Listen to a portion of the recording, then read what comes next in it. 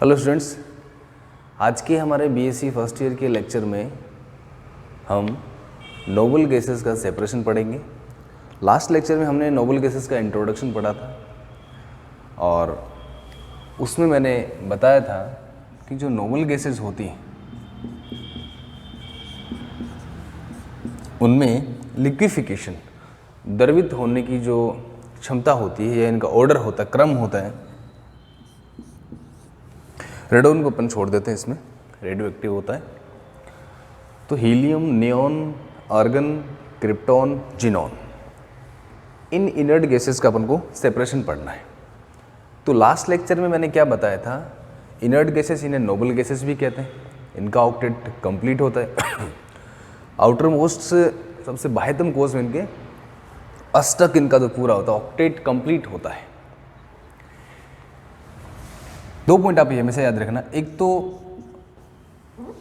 Group में top to down जब जाते हैं, वर्ग में ऊपर से नीचे जब जाते हैं, तो वांडरवाल आकर्षण बल, van der Waal force of attraction increase होता है, बढ़ता है, हमेशा याद रखना। तो हीलियम से जिनॉन तक जब हम जाते हैं, हीलियम टू जिनॉन जब हम मूव करते हैं, तो van der Waal force of attraction increase होते हैं, बढ़ते हैं। क्लियर? इससे क्या रिजल्ट निकलेगा कि हीलियम से लेकर जिनॉन की तरफ जब हम बढ़ते हैं तो लिक्विफिकेशन, क्योंकि वांडरवाल फोर्स ऑफ अट्रैक्शन बढ़ रहा, हालांकि van der Waals force of attraction weak होते हैं, लेकिन फिर भी अगर तुलना करें तो वांडरवाल फोर्स ऑफ अट्रैक्शन ज़्यादा किस में होगा? जिनॉन गैसेस के एटम्स में। तो वांडरवाल फोर्स ऑफ अट्रैक्शन ज़्यादा हो तो मॉलिक्यूल क्या होंगे? पास पास आएंगे। गैस के जो मॉलिक्यूल्स होते हैं, चाहे वो मोनोएटमिक क्यों ना हो, पास पास आएंगे। तो ज़्यादा नज़दीक आने की पॉसिबिलिटी किस में होगी? जिसमें वांडरवाल फोर्स अट्रैक्शन ज़्यादा होगा। तो आसानी से द्रव में बदलने की टेंडेंसी किसकी होगी? लिक्विफिकेशन की टेंडेंसी किसकी होगी? जिनॉन की होगी, क्योंकि वांडरवाल फोर्स ऑफ अट्रैक्शन ज़्यादा होते हैं।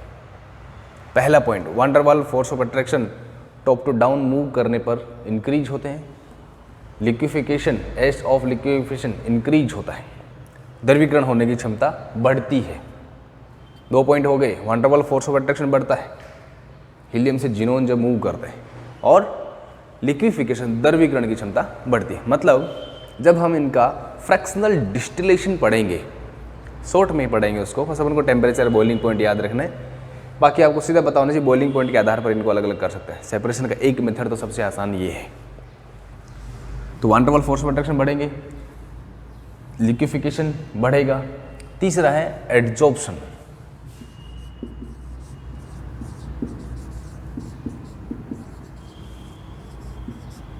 ध्यान देना, यहां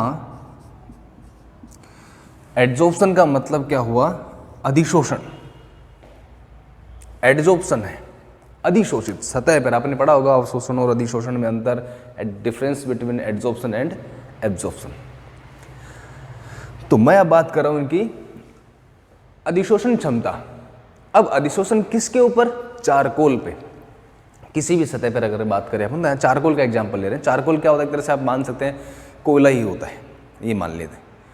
कोकोनट चारकोल हम पढ़ेंगे, नारियल जो अपन, नारियल का जो पार्ट अपन खाते हैं उससे चारकोल बनाते हैं।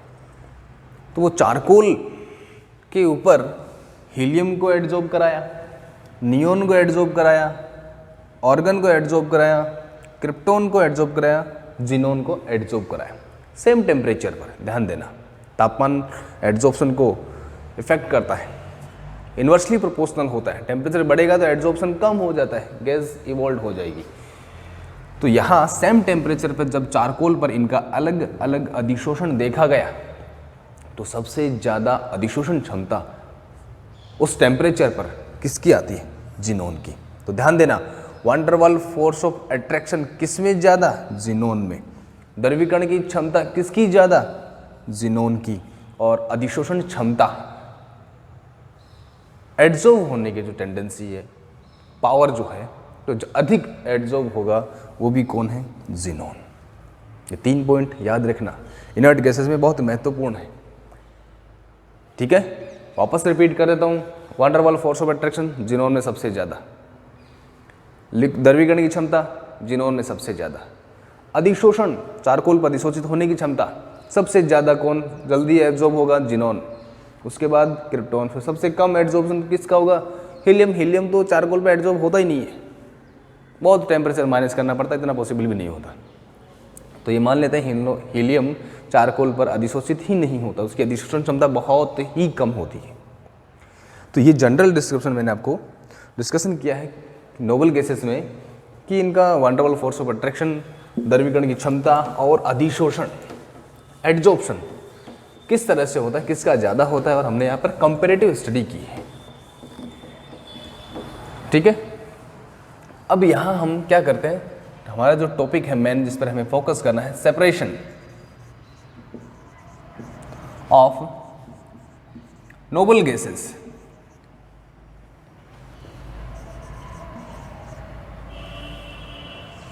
फ्रॉम एयर, क्योंकि सबसे ज़्यादा उपलब्धता इनकी हवा, एयर, वायु के अंदर होती है। आपसे पूछा जाए सबसे ज़्यादा सोर्स क्या है इनर्ट गैसेस का? एयर है। हीलियम कुछ प्राकृतिक गैस के साथ में कुछ अमाउंट में मिल जाता है, बाकी सबसे अच्छा सोर्स वायु ही है। उसमें भी सबसे ज़्यादा कौन पाया जाता है? आर्गन। आर्गन सबसे ज़्यादा पाया जाता है इनर्ट गैसेस की तुलना में, सबसे ज़्यादा आर्गन पाया जाता है। वैसे तो अपन जानते ही हैं 78% नाइट्रोजन होता है, 21% ऑक्सीजन होता है, बाकी जो 1% बचा उसमें सब गैसेज आती हैं, वायुमंडल जितनी भी गैसें, और उस 1% के अंदर ही ये गैसेज भी शामिल हैं। तो सेपरेशन हम यहाँ पर देखो दो मेथड है, हमें जिस पे फोकस करना है वो चारकोल मेथड है। ठीक है, पर्टिकुलर मेथड के नाम से आपके टॉपिक एग्जाम में नहीं पूछा जाएगा। आपके एग्जाम में क्वेश्चन क्या पूछा जाएगा कि वायु से नोबल गैसेस का, अक्रिय गैसों का पृथक्करण कैसे पृथक करेंगे, कैसे अलग अलग करेंगे इनको। तो दो मेथड, एक तो फिजिकल मेथड है,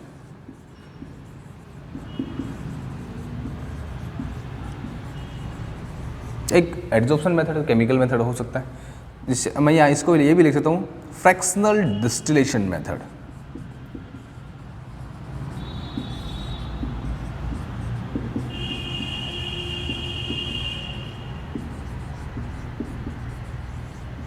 नंबर 1। नंबर 2 की बात करते हैं, यही इंपॉर्टेंट है, हमें इस पर ज़्यादा डिटेल फोकस करना है, ये तो शॉर्ट में हो जाएगा। ये है डेवार्स साइंटिस्ट, डेवार्स चारकोल एड्जॉर्प्शन मेथड।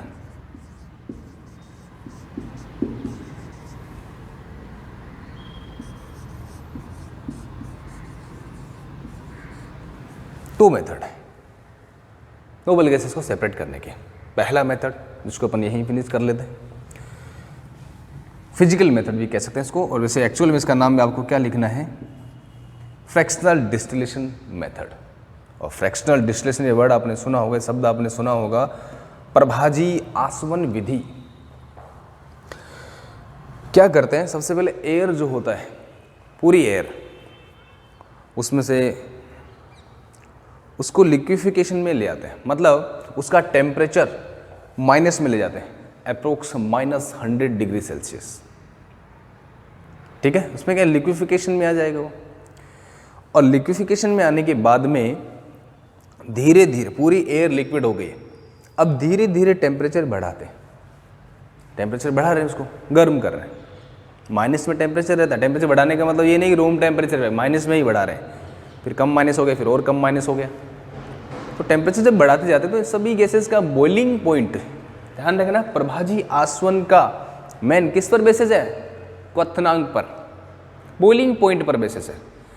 जिस गैस का बॉइलिंग पॉइंट कम होता है वो सबसे पहले इवेपोरेट होगी, वहाँ से बॉइल होती जाएगी, और उसको कंडेंस करके दूसरी तरफ लिक्विफिकेशन में कन्वर्ट कर लिया जाता है।